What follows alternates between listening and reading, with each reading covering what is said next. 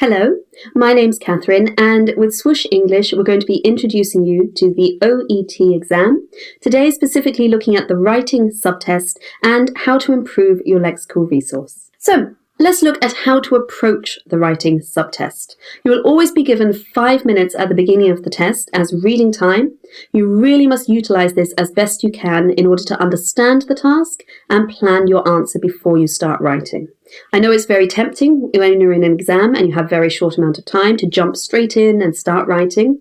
It's so necessary to really spend those 5 minutes reading the question again, and to make sure you've understood all of the case notes and the task at hand. Have you understood what type of letter it is? Have you understood who the letter needs to be addressed to?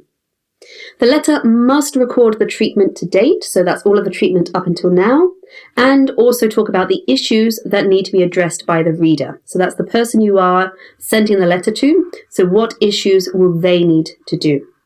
And the letter must also refer to the appropriate information which you have selected from the case notes. So, with that in mind, let's look at a sample letter. This is a model answer, if you like. It is taken from a real example of an OET example question, and it is a very strong answer as it does address all of the criteria that you will be assessed on. It's of sufficient length, 180 to 200 words. It's used the case notes correctly, comprehension is good. The structure and layout is very clearly a letter. In this case, it is a discharge letter to the nursing unit manager. And the spelling, punctuation and grammar is all excellent. So this would have achieved a 5 in all areas of the marking criteria, and essentially is the kind of standard you are trying to aim for in your exam. So let's look at it together. Nursing Unit Manager, the Rehabilitation Centre, Waterford. So straight off, we've got our address. It clearly is a letter.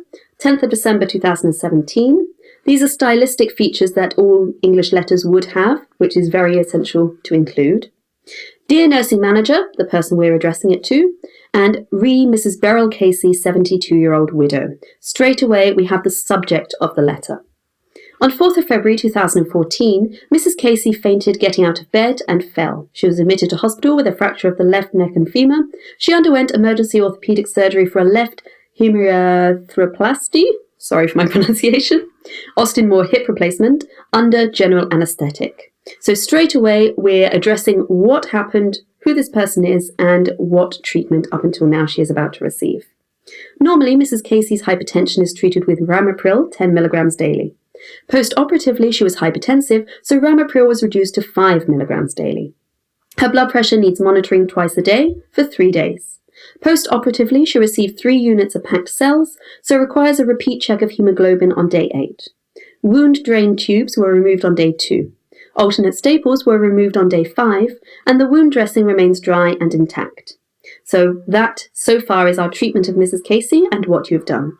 The remaining staples are for removal on day 10, and the wound can remain exposed. She now uses Panadol or Panadin 4 hourly, as needed to manage pain. Mrs. Casey is mobilizing with a pickup frame and 1 assistant. She uses an abduction pillow when in bed, and her anti-embolic stocking should remain on until day 14. Assistance is required for all daily activities. Mrs. Casey requires assessment for rehabilitation therapy prior to returning home. So we've already talked about the treatment to date, and then we are saying what needs to be done when you hand her over to the nursing unit manager. If you have any questions, please contact me. Nice stylistic feature of letters. Yours sincerely, and then you would sign your name. So, looking at this and thinking about it, overall task achievement, yes, it is very clearly a letter addressing all the issues, a discharge letter in this case. The spelling, the grammar, the punctuation is all excellent, all correct.